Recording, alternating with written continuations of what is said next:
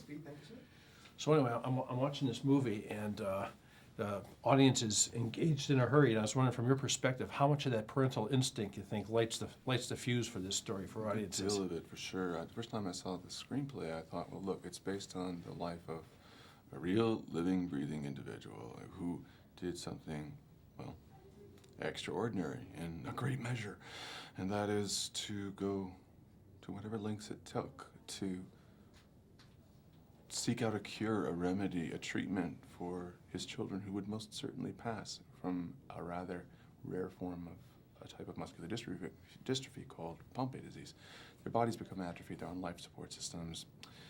They usually don't live past the age of 8 until John Crowley said to lift a line from the movie, he just can't just chase the wind. He can't wait for nothing to wait for the inevitable to happen and enjoy them while they're here. He went off, he raised millions of dollars. He was a Harvard MBA.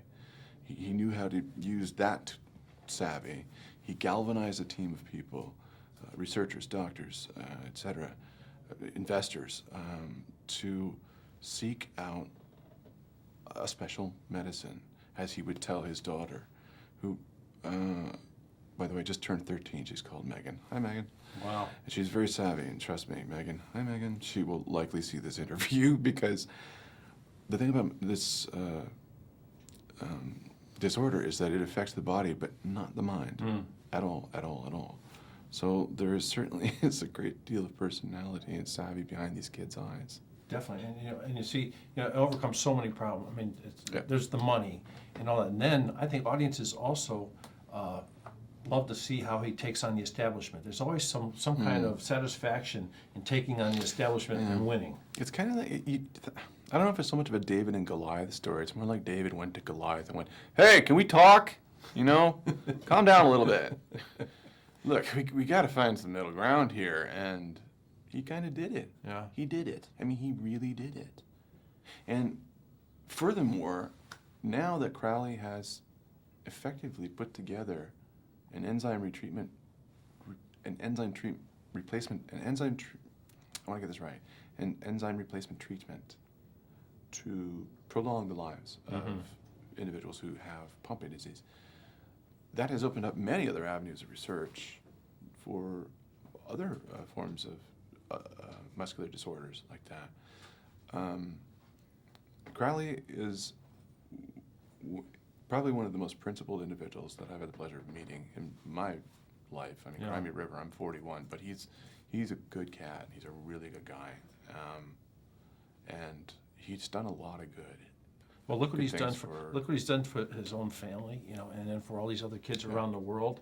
And then just think, and on the other side, flip the coin over a little bit, how much joy you and Harrison Ford bring to their family. Well, I know they were very pleased.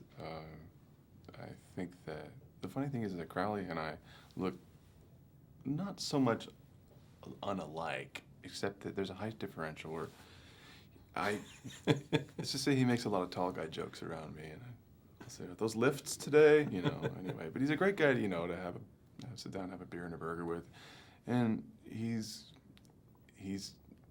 extraordinarily intelligent and driven. He cares about his kids. I should tell you also, speaking of his kids, Megan, who, and this is true, is internet savvy, email savvy, tech savvy.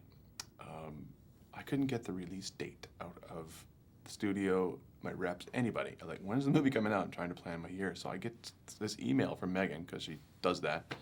Dear movie dad, guess what? I just found out the movie's going to be released on January 22nd, 2010. I was like, is that so? Sure enough, I go to the website, and she sourced it out through some obscure, I don't know, spoiler site or something like that. And I called the studio, and went, guess what? The movie's opening on January 22nd. You know how I found out? From 12-year-old Megan Crowley. That's perfect. The real 12-year-old Megan Crowley, not the movie one. It's perfect.